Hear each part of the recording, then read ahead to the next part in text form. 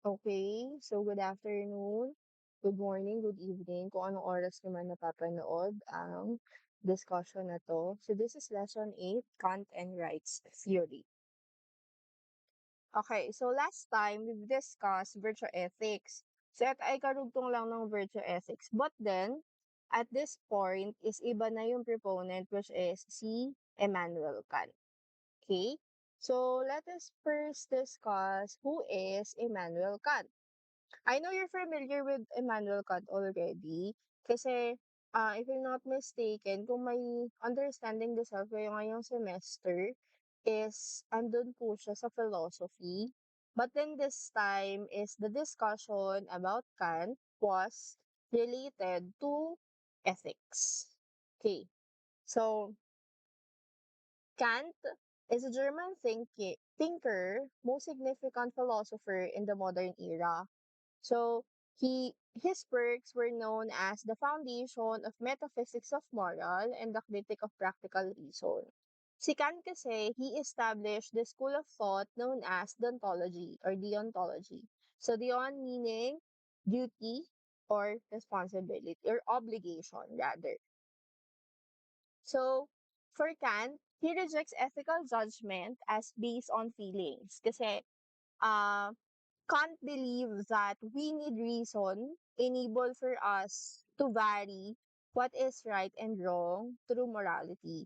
And it deems an action as ethical or otherwise it's not kung hindi siya reasonable. Ibig sabihin, kung ang isang idea or ang isang inclination is too emotional, it is not ethical. That is the notion of Immanuel Kant. So he firmly rejects that yung morality natin is based on emotions and desires. But rather, our reason or our reasoning must be the one na nagiging, kumbaga, reference for our moral judgment. Like for example, imagine if ang isang person nag-donate siya ng isang money sa isang orphanage simply dahil it makes him happy. So, ibig sabihin, ang reference niya kaya siya nagbibigay sa orphanage na yon is that his or her emotions, yung feeling niya. This argument ni Kant that ethical judgment should be based on reason alone. So, kung makikipag-argue tayo with that example, Kant will argue na walang totoong moral worth yung purpose bakit nag-donate ng money sa orphanage yung tao na yon. Kasi, nag-donate lang siya dahil masaya siya. E paano naman kung hindi na siya masaya, malungkot siya? Paano kung bukas, pagising niya, malungkot siya? Magsa-stop na siya mag-help, 'di ba? So, not our feelings should be the basis of our ethical judgment alone. So, since we're talking about the idea of Immanuel Kant, dapat ang isang morality or isang ethical judgment is solely based on our reason.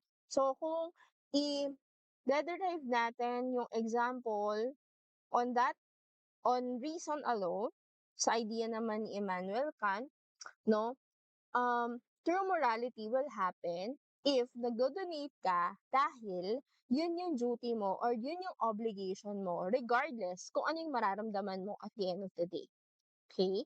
So, that is about the morality of Immanuel Kant. And according to Immanuel Kant, all people have a goodwill. So, goodwill is the faculty of acting in accordance to the conception of law. Okay? So, yung goodwill natin is related pa rin with law. The only without qualification or the only good class na tawag dito, na kulang lang ako ng good. The only good without qualification is goodwill.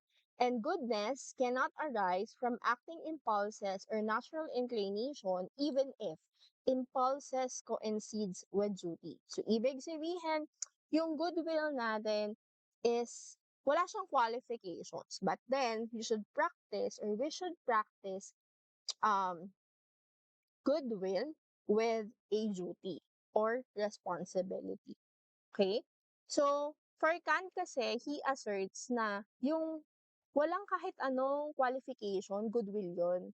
So, kahit anong, kumbaga, worth or kumbaga rule, that's goodwill. But then, yung goodwill, hindi siya nangangahulugan na dapat lahat ng bagay, pag ginagawa natin, goodwill yun. No. Okay? Ang isang bagay, magiging goodwill lang siya if we strictly act out of sense of duty and related to moral law. Ibig sabihin, goodwill will become goodwill if yung actions mo is um, related pa rin siya with a certain moral law. Okay? So like for example, may isang shopkeeper and then he decides not to overcharge yung isang bata at siya yung isang ay yung paniwalain na customer. Yan. May mga ganun, 'di ba? Yung may mga customer na medyo paniwalain sila and all. So, ang reason or sabihin na natin that the first reason of the shopkeeper kaya niya hindi in-overcharge yung bata at yung naive individual na yon is because may fear siya na siya ay makukulong at the same time mawawalan siya ng business.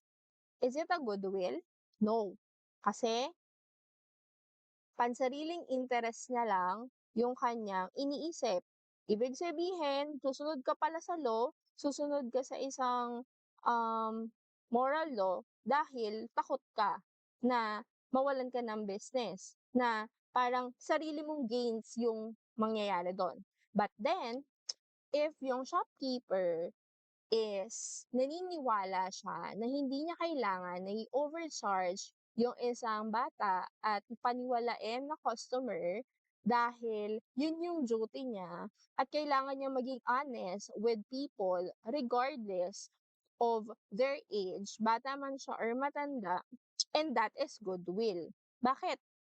Kasi dineliberate niya yung duty niya as an individual regardless of what would happen into his or her own business.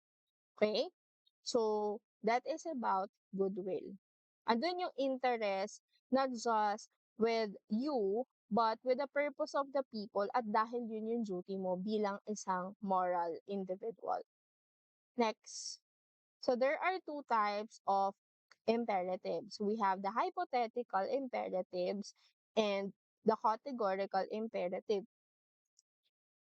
Sa hypothetical imperative, it morally commands that, or these are the moral commands that are conditional on a personal desire or motives, and is based on the desire or the inclination. It is universal and teaches us to reach specific goals. While the categorical naman, imperative, it commands people must follow irrespective of our motives and desire. So it is based on reason alone and not universal or absolute. It helps us to evaluate our moral actions and to make moral judgment. Kasi in hypothetical imperative, andito yung tinatawag nating conditional commands. Mostly based siya sa personal desire, yung goal mo as an individual or yung inclination mo as an individual. Okay? Wait lang, parang baliktad ata ako. O, baliktad nga ako, wait lang. Medyo change lang ako. But then, you have to remember, baliktad pala, not universal si hypothetical. Bakit baliktad to? Okay, change ko na lang para makorek ko kagad. Sino yun? Okay, so,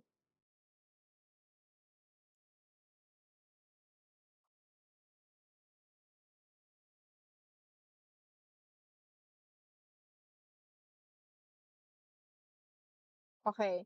Dun tayo sa not universal or absolute. Wait lang. Yan. So, not universal or absolute, si hypothetical imperative, and si categorical ay universal or absolute. So, paano nangyari yon? The explanation was hypothetical imperative is conditional command siya. Andun yung idea ng if and then. Ano yung if and then, ma'am? Ibig sabihin, hindi sila universal if you do not care about yung if. And yung command is, it doesn't apply to you. Like, for example, gusto mo makapasa sa finals. Then, if you wanted to pass the finals, you must study tonight. Okay? So, ibig sabihin, if gusto mo makapasa sa final exam, kailangan mo mag-aral ngayong gabi. But then, if you are someone who plans on dropping out of school and wala kang pakialam kung papasa ka ba or hindi, ibig sabihin, the instruction na mag-aral ngayong gabi ay wala siyang application sa'yo. Ibig sabihin, since you wanted to be out of school, so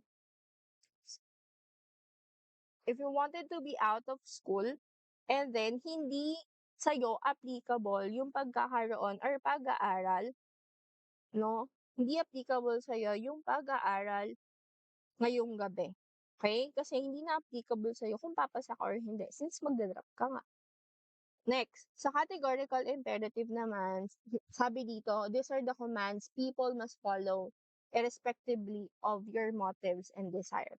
Kasi categorical imperatives are unconditional, absolute, universal moral commands na nag apply sa lahat ng moral beings, regardless nung kanilang personal desire and motives. Which means, ang categorical imperatives, ang one of the example nito is, if nag-cheat ka or nag-lie ka, ibig sabihin, yung cheating and lying also applies to everybody. Okay? So, hindi mo pwedeng sabihin na, gusto ko kasing umalis sa sitwasyon na 'to, gusto kong umalis or gusto kong paniwalaan mo ko kaya ako nagsinungaling. No, it does not apply to you. Kasi yung reason alone dictates na yung pagsasabi ng totoo, that is the absolute duty that we have. Okay? So, yon. And ang pinaka-focus ng discussion natin today is about categorical imperative. Okay? So sa categorical imperative, the action is needed for itself objectively with no moral or with no other purpose. Kasi moral, according to Kant, is the moral law. So another perspective for the categorical imperative is moral law. Okay? So another term for categorical imperative is moral law itself. And can't believe that the basis of good lies on the intention of the will. Okay? So, aside from the will, we should always also have truth. Okay? And then, wait lang. Okay. So, and then, applying our human reason to determine right and the rational thing to do is our duty. So, ibig sabihin, according to categorical imperative ni Kant, is yung duty natin to become a rational being and a moral individual is parte po siya ng ating duty or obligation as an individual. Okay? So, yon. And then,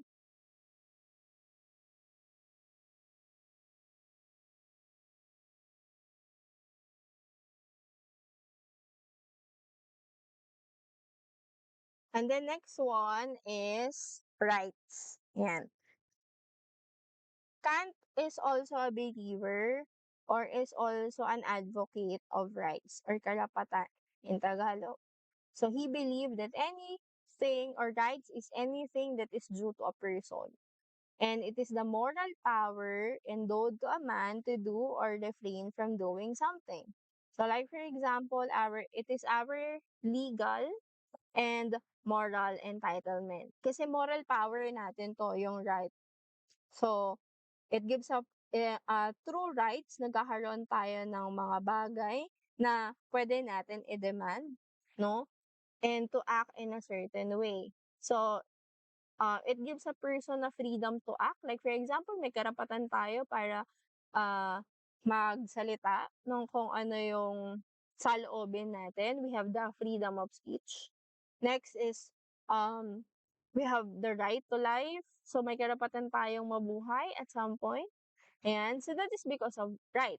The reason why kaya ako nakakapag-aral, kaya ako nakakapagturo at this point is, yun yung right ko. Right ko para makapagtrabaho. Kayo, right nyo para makapag-aral.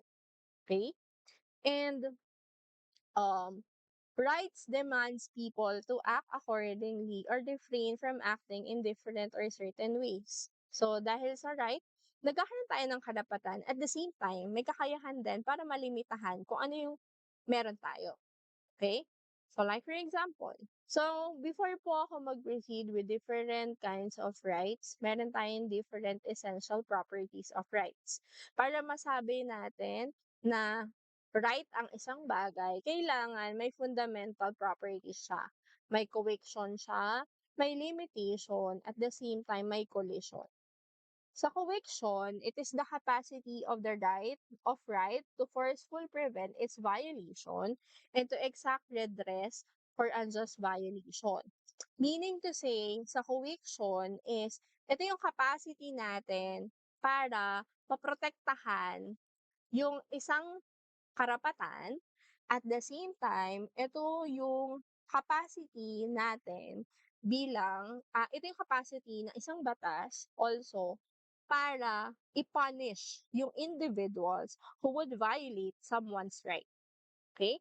One of the example is that the reason why um detained si former President Rodrigo Duterte in the ICC is because of um the crimes of humanity. Yun yung inaano nila na uh, crime.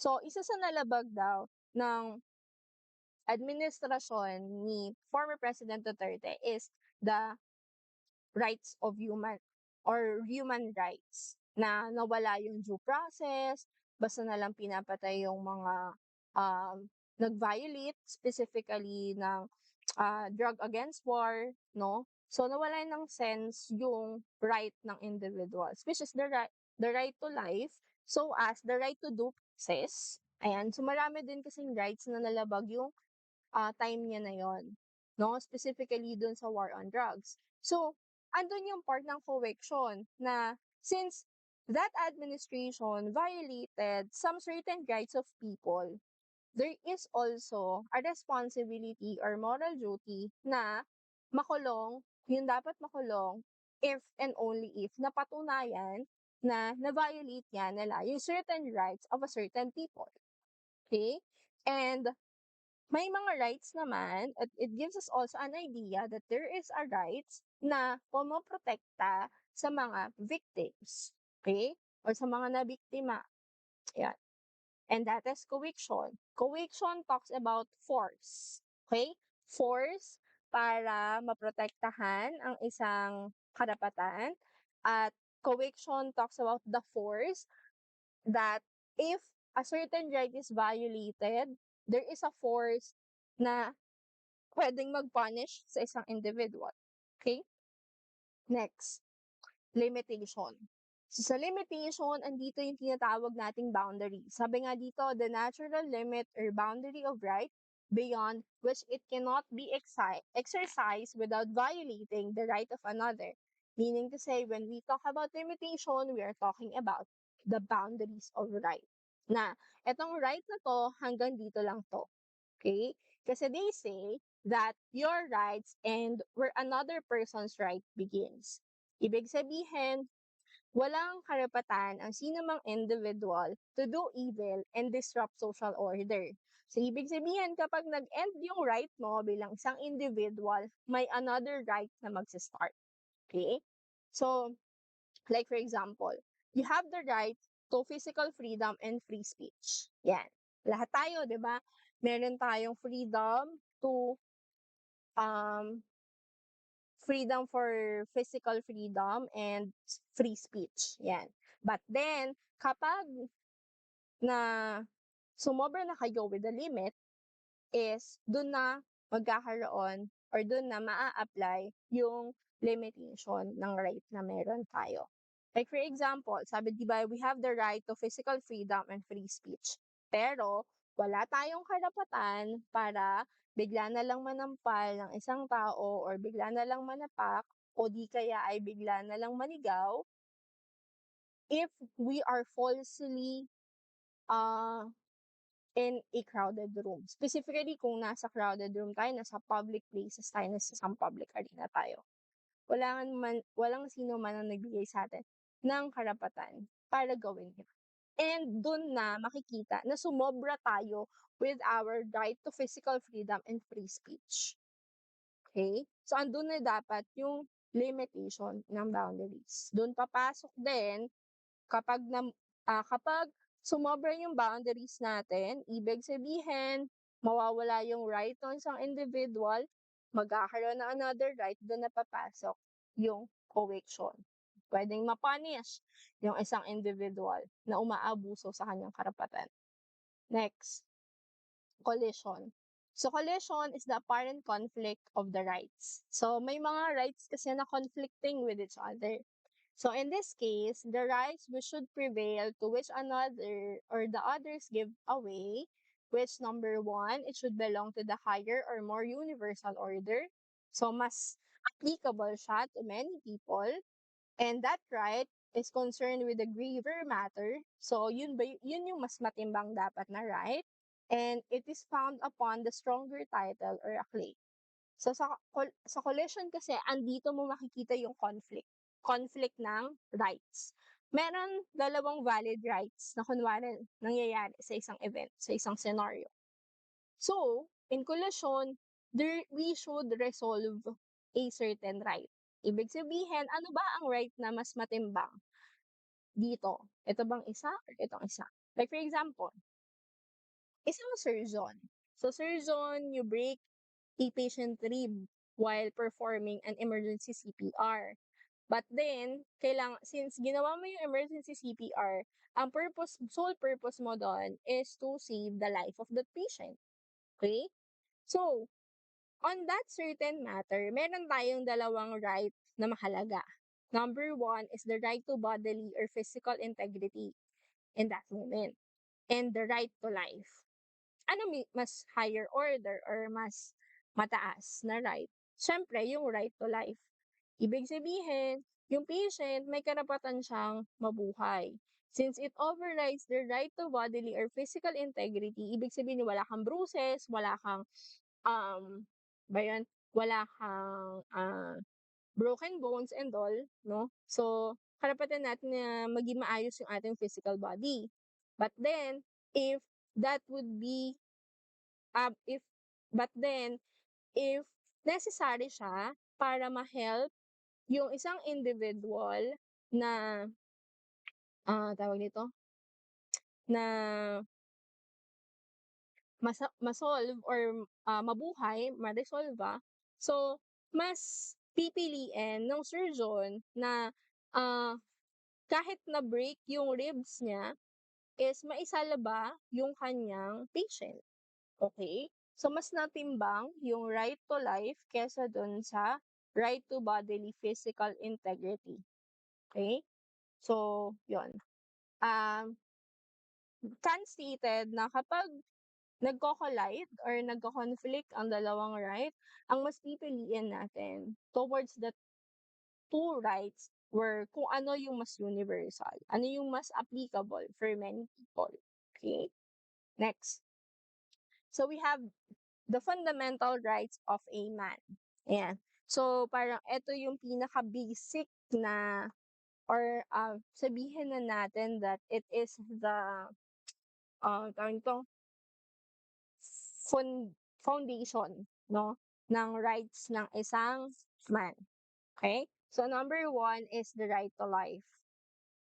So, right to life is the man's highest right because without it, no other rights can be enjoyed. So, yung right to suffrage or right to vote natin, hindi natin yan ma-exercise kung wala tayong right to life or right para mabuhay. Okay? So,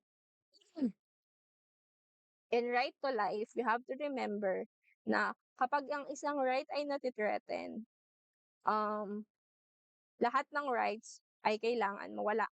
Okay? So, like for example, yung right ng isang fetus para mabuhay is nagbi-belong to this right. Ibig sabihin, kaya madaming anti-abortion is they are uh, an advocate of the right to life. Okay? But then, lahat ng rights is, according to Kant, may corresponding duty, katulad ng goodwill. So, if pinili mong mabuhay, and since you have the right to life, you have to be dutiful. Ibig sabihin, um, tawag nito, andun ka pa rin sa obligation mo with yourself. So, pag right to life, you have the obligation for yourself. Ano yung obligation mo sa sarili mo? Number one, you should become healthy. Ayan. Simula sa kinakain mo, sa lifestyle na meron ka, yon. And also, it is your duty para pagyamanin yung capabilities and intellect na meron ka. Okay? So, kaya, ganon. So, that's why we have the right to life. And, syempre, hindi ka lang naman, tawag nito, hindi lang yun yung duty mo. So, syempre, duty mo na alagaan yung sarili mo, pagyamanin yung meron ka, or yung capabilities and abilities na meron ka. Okay? Next, the right to private property. People have the right to acquisition and ownership of certain goods or properties. Meaning to say, meron tayo or may karapatan tayo to own something to live well. Okay? We need adequate of property para maging maayos yung buhay na meron tayo. But then, again, may corresponding duty siya.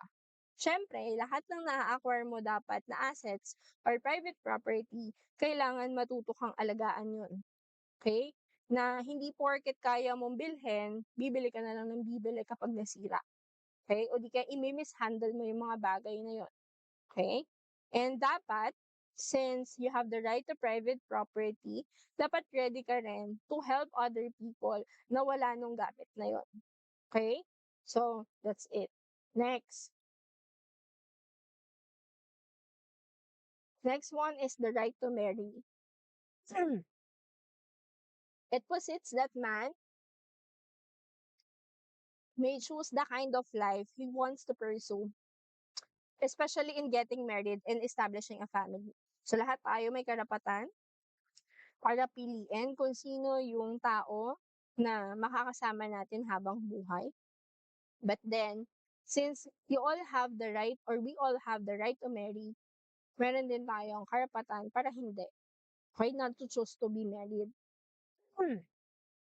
Kasi having the right to marry has its own responsibility, such as duty to support the family na binuo mo and bring up the children into the society. Ibig sabihin, hindi ka lang magbubuo ng pamilya or hindi ka lang mag-aasawa para buuin kung ano yung wala sa'yo habang lumalaki ka.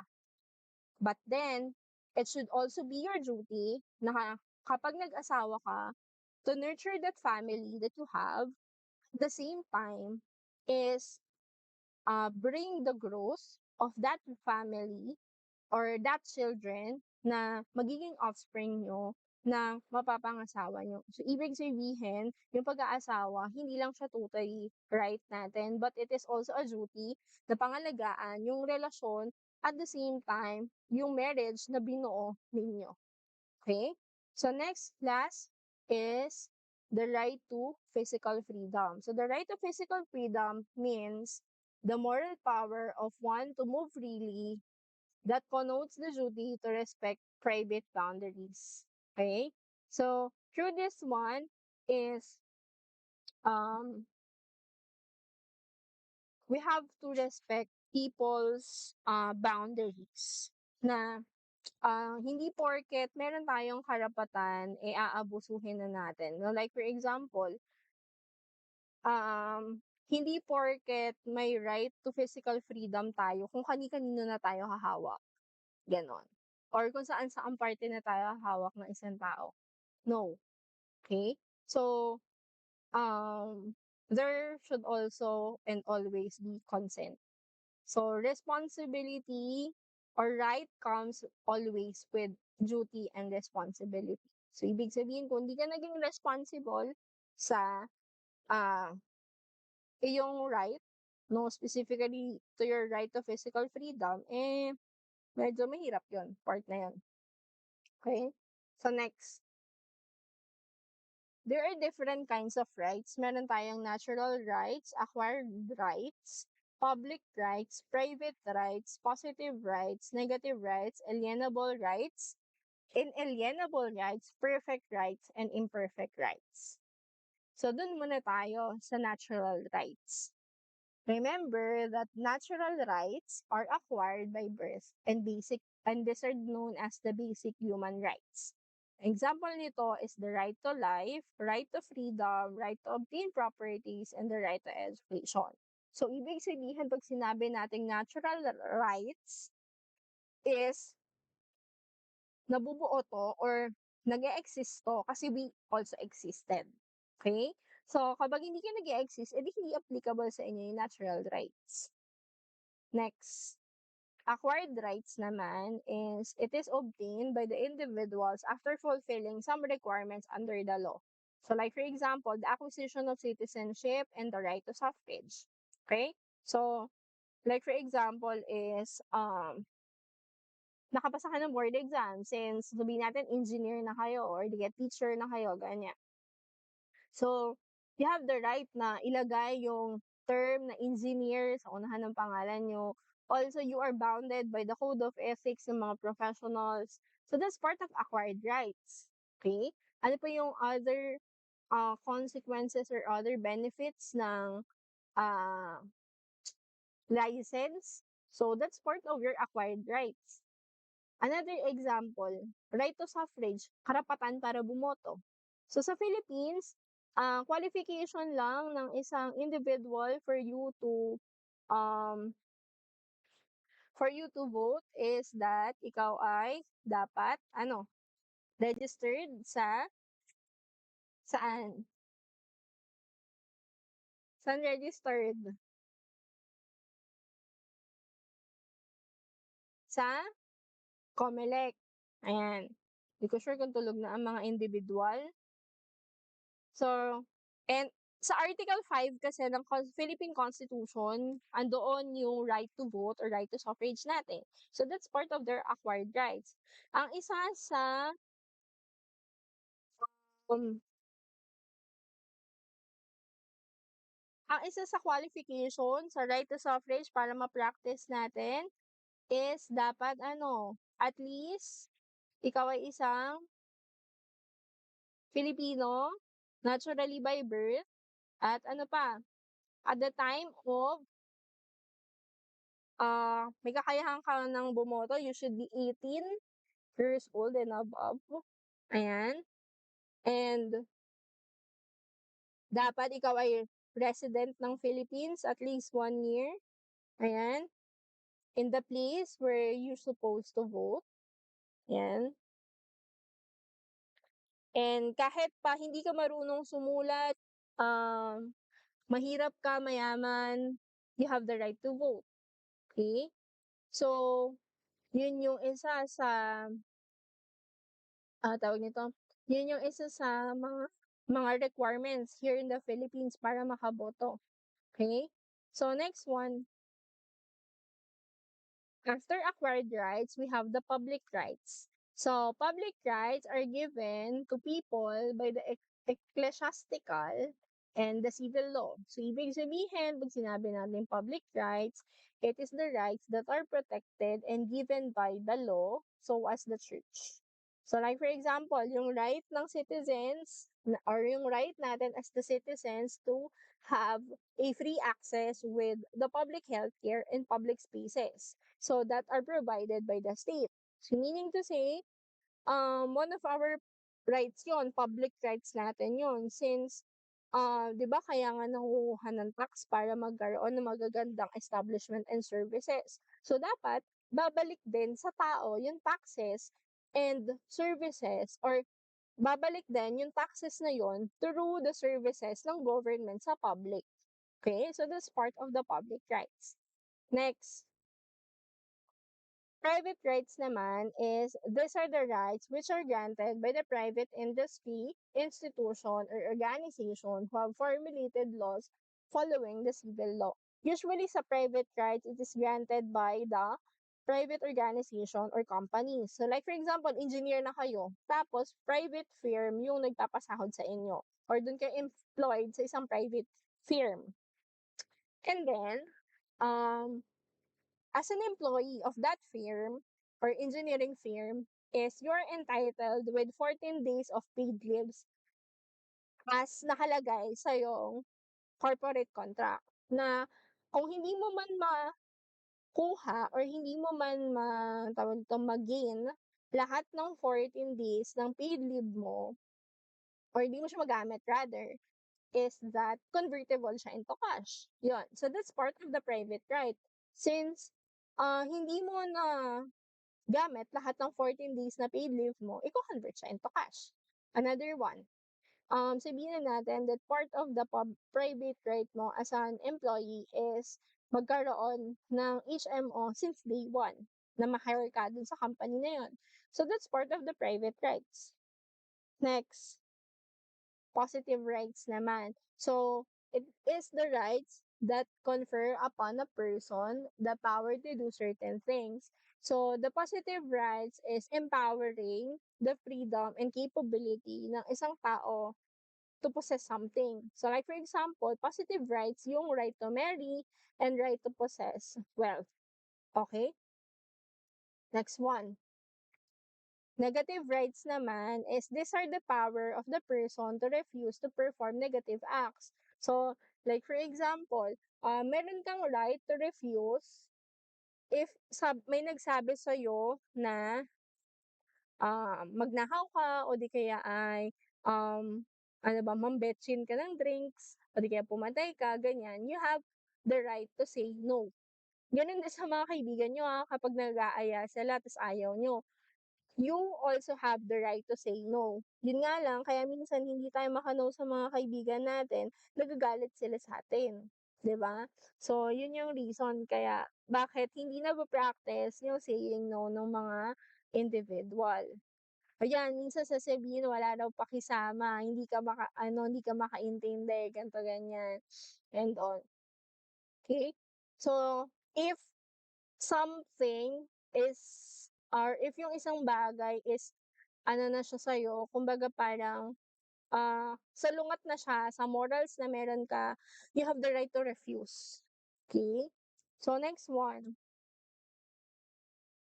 Alienable rights naman are the rights that can be transferred or renounced. Pwede din isold siya at the same time. Okay? So, like for example, yung property ownership, gusto mo i-buy and sell yung bahay na nabili mo 5 years ago. Okay? So, that's part of the alienable rights. Okay? O di kaya ay ita-transfer mo siya kung kanino man, ipapamana, ganun. Or pwede mo siyang alisin. Okay? So, that's part of the alienable rights.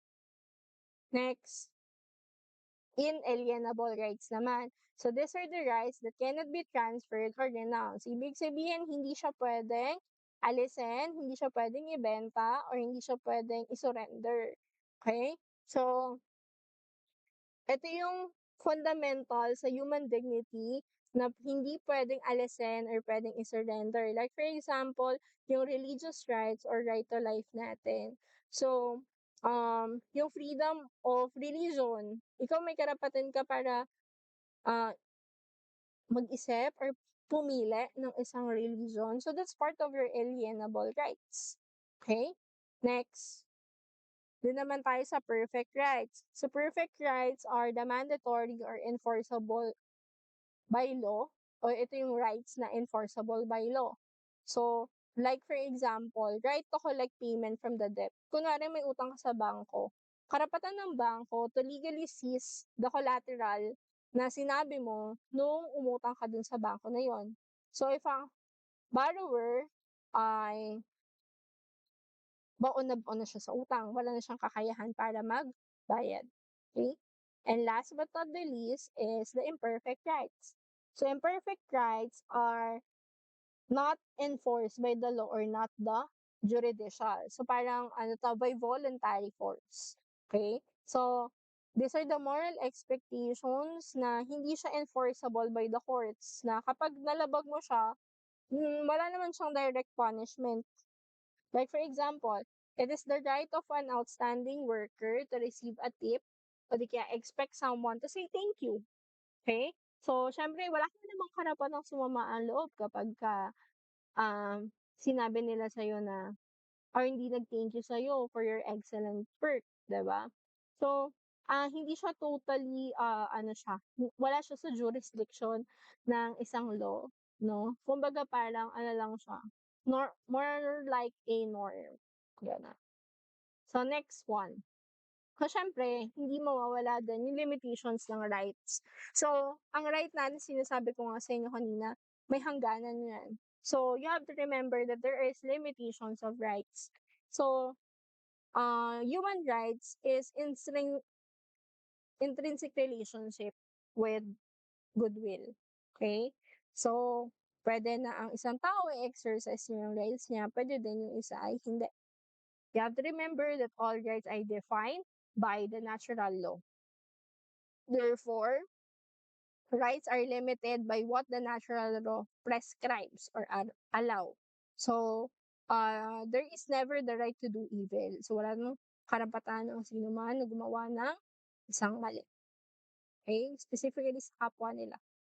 Number 2, rights are necessarily the correlative of duties. So, for every right, there is a corresponding duty. Each has right and others are bound to be respected. Ibig sabihin, rights are not just only rights, but rights ay may kakambal siya na duties and responsibilities. So if you're not responsible enough to exercise that right, wag mo na lang i-exercise yung karapatan na yon. Okay? Next, rights must be limited for the preservation of the social order. So ibig sabihin, kailangan limitahan ang right or karapatan ng isang tao hindi para sa another individual, but para ma-preserve ang kaayusan sa isang society. And rights are limited because of the very limitation of man's nature. Man is physically free but morally bound. Ibig sabihin, lahat ng karapatan na meron tayo is dapat in line pa rin siya, not only with the law, but also with the morals of our society.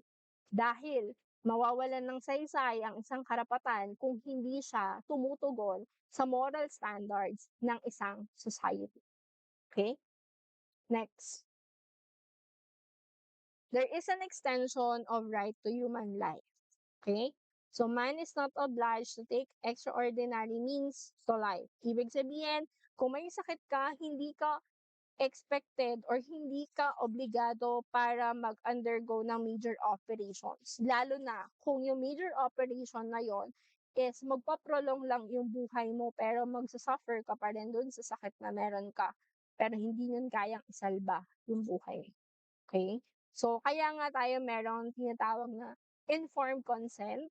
May consent na kinukuha yung mga doctors, specifically yung mga uh, health and medical professionals, no, before sila mag-take ng isang ano, before sila mag-opera or before sila mag-undergo with a major procedure. Yan. Sa amin sa site is nagbibigay kami ng informed consent sa mga clients namin before kami magpa-take ng psychological exam sa kanila. Kasi andun yung obligation nila, no, to protect themselves. And andun din yung obligation namin to protect ourselves and also to protect them. Okay? Baka kasi feeling mo nakaka-harm sa'yo yung bagay na yun, pwedeng huwag mo na lang ituloy. Okay? So next one, it is not ordinate to subject to life to ordeals called for the higher order, specifically extreme fast, long vigils, or flagellation or form of asceticism. So, um, hindi naman tayo required, no, to do things na hindi naman natin need na gawin. Okay? So, yun. And, excuse, number 3 is, beside good of soul and body, man must strive for the full perfection of human life. So, ibig sabihin, meron tayong karapatan para mamuhay ng normal. Magkaroon ng magandang pangalan, magkaroon ng moral na buhay, at honor itself. Okay? So, yun yung mga isa sa karapatan natin as an individual. Next. So, meron tayong tinatawag na legal rights and moral rights. So, the sources, saan kinukuha ang legal rights? Ang legal rights ay nanggagaling sa government and enforceable through courts so as actionable protection. Okay? So, usually it is from the Constitution, from the Republic Act na meron sa isang society or sa isang country or law, that's part of the legal rights. Okay? Saan i-enforce ang legal rights? So, legal rights are from the Constitution and the law. So, universal ba si legal rights? It is restricted only sa isang jurisdiction ng country that passed the law. So, ibig sabihin, kung sabihin na natin, kunwari, may law regarding abortion sa Philippines. So, if nagpunta ka sa ibang bansa na wala silang law about um, abortion, ibig sabihin, hindi applicable dun sa bansa na yun yun. Okay? So, hanggang sa territory lang ng isang bansa yung legal rights. Next, changeability. Nagbabago ba ang legal rights? Yes, since legal rights is from the constitutions and the law, it could be easily created by the authorities and pwede siyang i-change na konti, aamyendahan nila, or pwede nilang i-abolish or alisin. Okay? So, pwede siyang i-change, pwede siyang i-create ng panibago. So, that is the legal rights. How about moral rights naman? So, moral rights is based on the ethical principles and societal values of existing independent of legal codification. So, it focuses on the dignity and fairness. Like, for example, yung respectful treatment sa isang individual. Okay? And moral rights are enforcement nito galing sa konsensya natin kung meron tayo, di ba? Ethics and so as with the social norms. Yan. So, moral rights is dinidim siya or galing siya sa isang society. So, universality, universal ba? Gano'n ba ka-universal si moral rights?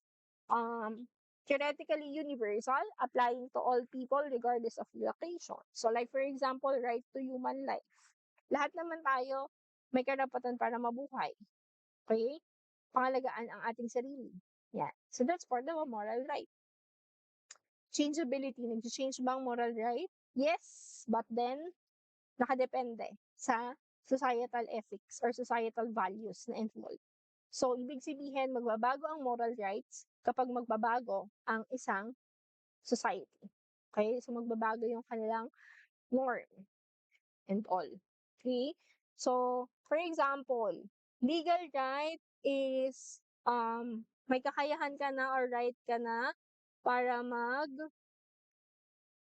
drive ng isang motor sa public road after obtaining a state na or after obtaining ng driver's license. Yan. So, karapatan mo yun since um ano ka, meron ka ng karapatan para mag-drive sa public places, 'di ba? Eh, ma'am ano, eh, hindi naman ako wala naman akong ano, tawag nito, wala naman akong lisensya pero nakakapag-drive ako sa kung saan-saan and all, ganyan. So, siyempre still, you're bounded by the legal rights. Yun nga lang, you're bounded by the law, pero wala ka talaga totaling karapatan para talaga mag-drive dun, okey? Next, ano pa ba, puwede natin sabihin sa moral rights is, ano, may isang bata meron siyang moral right na, 'wag i-degrade ng parents niya, okey? So, minsan kasi 'di ba may mga parents na sobra yung pagde-degrade nila sa ano, to the point na they created physical abuse. So, 'pag severe yung violation niya, specifically sa moral right, it could create an abuse. So, that's part of a moral right kasi nawala yung dignidad ng bata and at the same time ay andun yung, sabihin na natin na nakapag-create siya ng trauma dun sa bata, okey? And sometimes legal rights and moral rights ay nag hindi sila laging align. Minsan ano sila, nagko-collide sila or nagkakaroon sila ng collision together. Like for example, ang isang bagay puwede siyang maging legal pero morally questionable siya. Like for example, yung isang employer nagbabayad siya ng legal minimum wage, pero kumukuha siya ng profit, 'yan. But then, it could be morally unfair kasi, ah, ang kumukuha naman or nagkakaroon naman talaga ng profit or nagkakaroon siya ng profit dahil sa mga ano niya, sa mga trabahador niya, okey? Another one, something could be morally right, but they could be legally prohibited. Like for example, ah, ano ka,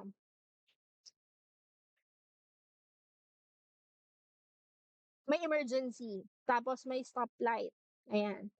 Tapos dun sa emergency na yun is binalewala mo si stoplight since that is an emergency. Morally justified siya, but then mag-iiwan pa din tayo ng legal offense dun since ano, you beat the red light, 'di ba? So yun, walang exception dun sa part na yun. So medyo may, ano pa din siya sometimes, nagko-collide pa rin sila at some point.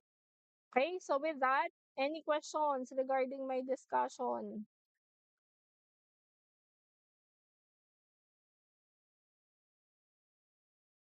Clarification. Violent reaction. Ayan, sige po. Kung wala na po is kindly use the remaining time. So medyo madami po po kasi yung time natin. Um, yun. Next week is we're going to have a long quiz.